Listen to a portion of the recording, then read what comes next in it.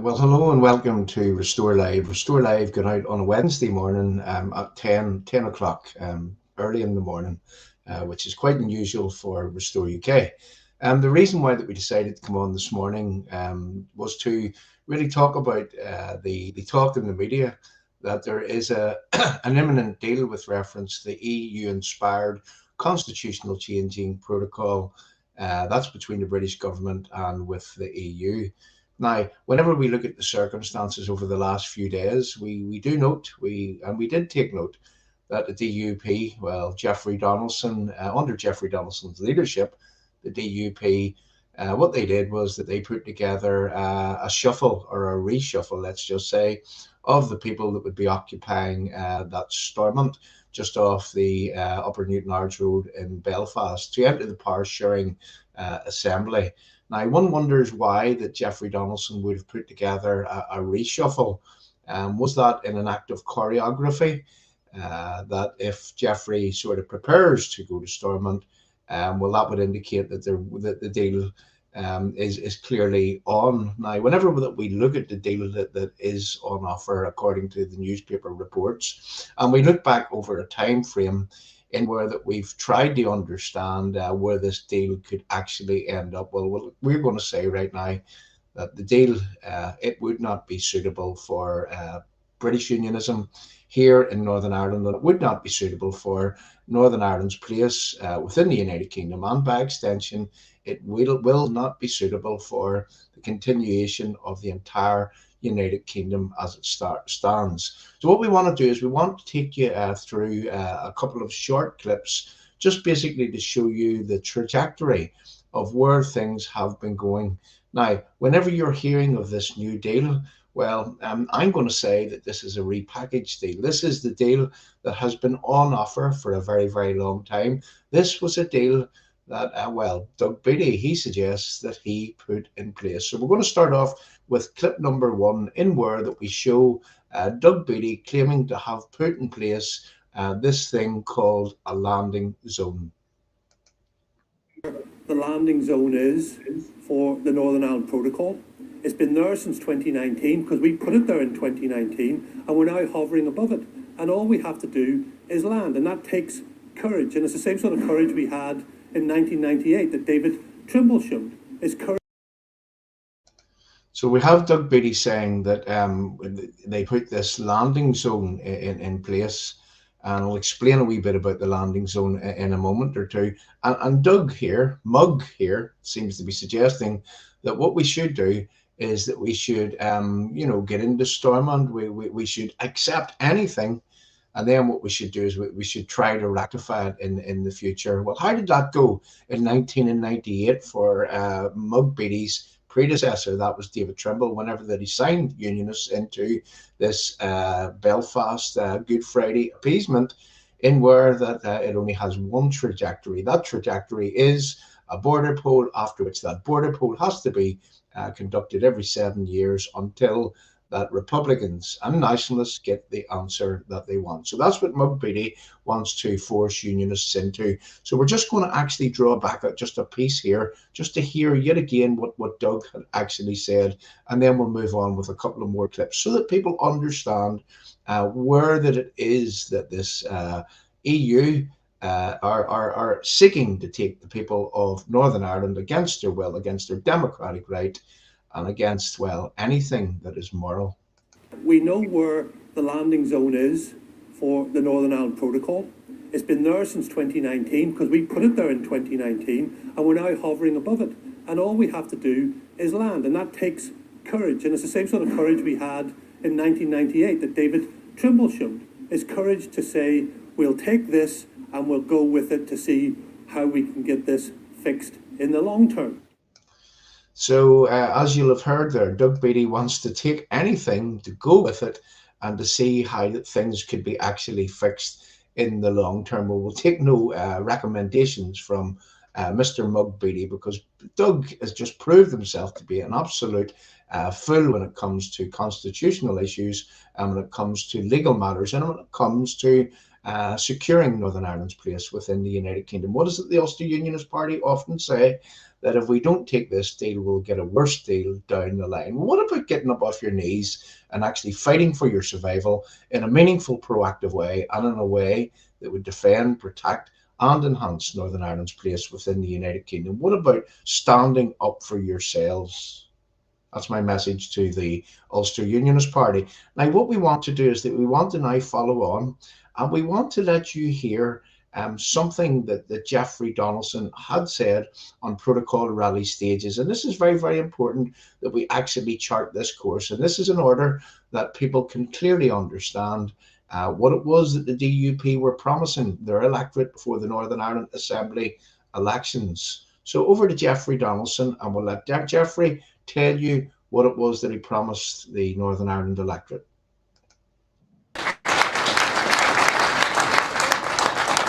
Mr. Chairman, thank you for your welcome back to Ballymoney. I'm pleased to be here this evening, and I brought my orange collarette, which I will wear later in the parade.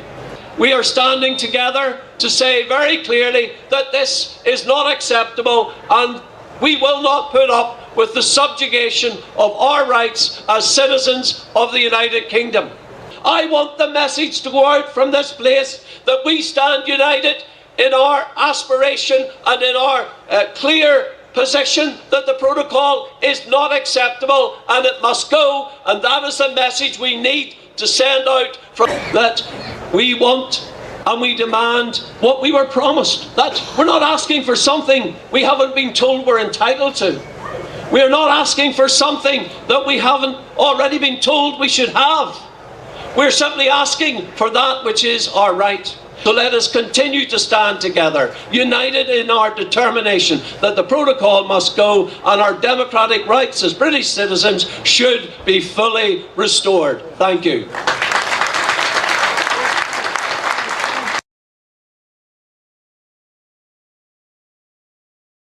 So the protocol must go, according to Jeffrey Donaldson, and the democratic rights of unionist people must be, should be, fully restored. And that's the type of thing that Jeffrey Donaldson and the DUP got elected to the Stormont Assembly on the ticket of the protocol must go, and the democratic rights of unionist people in Northern Ireland has to be, should be, fully restored. So we're going to hold Jeffrey Donaldson to his words, his promises, and how that it was that he sold before that people voted for them in the Northern Ireland Assembly, and that was just last year. Now, what we want to do is that we want to now really show two more little clips. And these clips are very significant and very, very important if you want to try to understand where things are going and how things are actually, I'm going to say, panning out right now as we look at them. So what I want to do is I want to play you a little clip from Jeffrey Donaldson. And this is Jeffrey talking about green and red customs and regulatory checks in the Irish Sea, in the North Channel between Northern Ireland, England, Scotland and Wales. So listen very, very carefully to this little audio clip of Jeffrey just a few weeks ago. We want to see progress made rapidly in the negotiations or in respect of the legislation that is currently before Parliament, because we want a solution to this problem so that we can get the political institutions fully functioning again. In respect of the data of Lord Bennion, who is the UK government minister in charge of this, we're wanting to delve into what this means, what is the level of data that will be shared. My understanding is this relates to the proposals in the protocol bill, the legislation before Parliament, for a red lane whereby goods moving from Great Britain via Northern Ireland into the EU single market, so going straight through into the Republic of Ireland, and that this is to facilitate those checks, and that the idea is that goods moving within the UK internal market between Great Britain and Northern Ireland would be free-flowing. The border posts, of course, would not be in respect of the movement of goods within the UK internal market.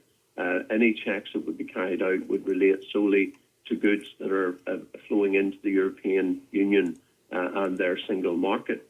So we have been very clear Northern Ireland's place within the UK internal market must be respected and protected in UK law. I made that clear yesterday to the Foreign Secretary, and I was reassured by his response when he said, of course.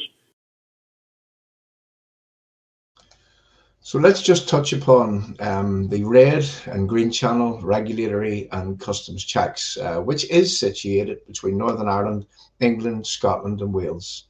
And let me say one thing. If it's not acceptable to have a border where the border is between Northern Ireland and the Republic of Ireland, then ask yourself a question. Why is it acceptable to have any border between Northern Ireland, England, Scotland and Wales? Why is it acceptable to lift that EU border? Where is the EU frontier in Northern Ireland? Ask yourself a question. It's between Northern Ireland and the Republic of Ireland. So why does that border have to be physically lifted, to be transplanted at Larne, at Belfast and at Warrenpoint, upsetting Unionists, putting a barrier between Northern Ireland, England, Scotland and Wales, contrary to every single promise that we've ever been made? That's within that Belfast Agreement, the principle of consent. Who remembers that? Acts of the Union, the Act of the Union. Well, has it been subjugated? Has it been disapplied? Has it been repealed impliedly or otherwise? Why is it that Unionists have to accept this border and, well, Republicans or Nationalists don't have to have a border? Well, no Unionist, no person, no amount of words could explain away that there is a permanent lifting of an EU border which is situated under normal circumstances between Northern Ireland and the Republic of Ireland, and no Unionist could explain away in any amount of words or any amount of fudge or any amount of constructive ambiguity that physically lifting that border between Northern Ireland and the Republic of Ireland and placing it in England, or placing it between Northern Ireland, England, Scotland and Wales, there's no Unionist in any amount of words could actually explain that that is a good thing. In fact, that will put in place the breakup of the United Kingdom in its embryonic form. So we watch this space with much interest. But now what Jeffrey was saying in that last clip is he was saying that what he understands is that there would be checks on goods in the red lane, the red channel, and there wouldn't be checks on goods in the green channel, in the green lane. Well, why the need for data sharing? Why the need to give the EU the data on the goods that is coming between England, Scotland and Wales to Northern Ireland? Why the need if there's going to be no checks, if it's going to be free flow? Let's remember what Liz Truss had said. Now, remember what we're saying here is that we showed you Doug Beattie and his landing zone. We then showed you Jeffrey suggesting that the democratic right of the people of Northern Ireland must be respected and the protocol must go.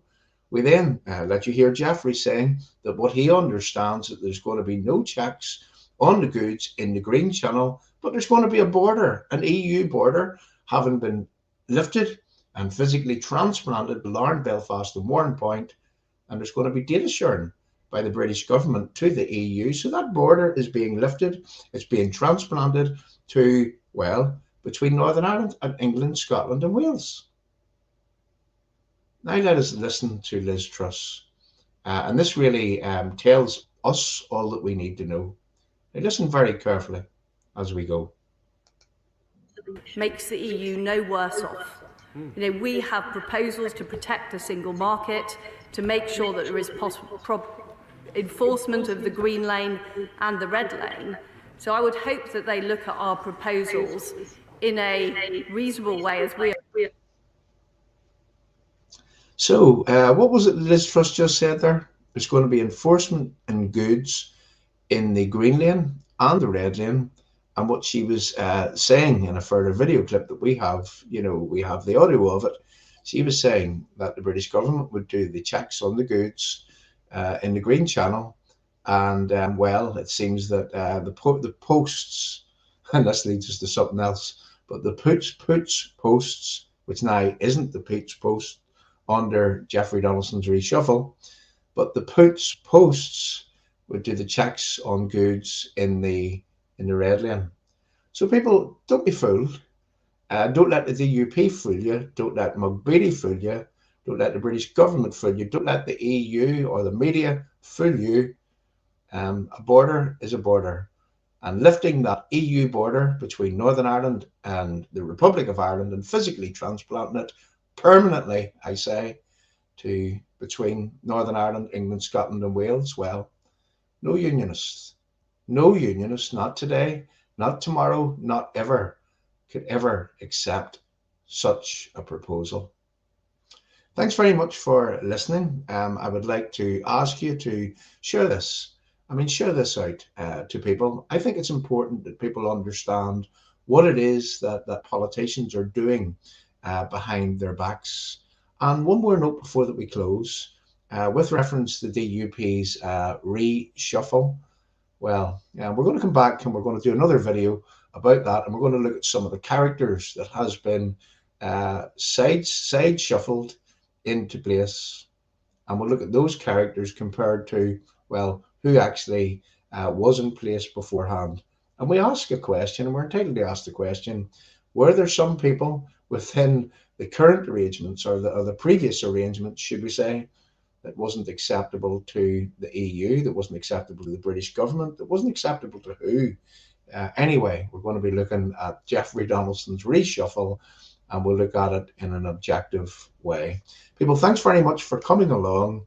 And well, what we're going to do is that we're going to play you out with a short clip, a very, very short clip. And let's remind everybody that politicians, no matter why, that they're Unionists, nationalists, British government, the EU, the Irish government, no matter who they are worth watching.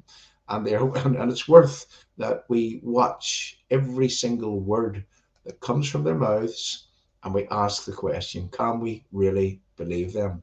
Playing us out with a very short clip, and thanks very much for watching. Look, if we have passport controls in Liverpool, does that matter to me? Absolutely not. The things that matter to me are so much more important than this silly debate about whether we'll have the odd border post or passport checks. And when it comes to peace building, sometimes leaders have to push the boundaries. Look, if we have passport controls in Liverpool, does that matter to me? Absolutely not. And when it comes to peace building, sometimes leaders have to push the boundaries.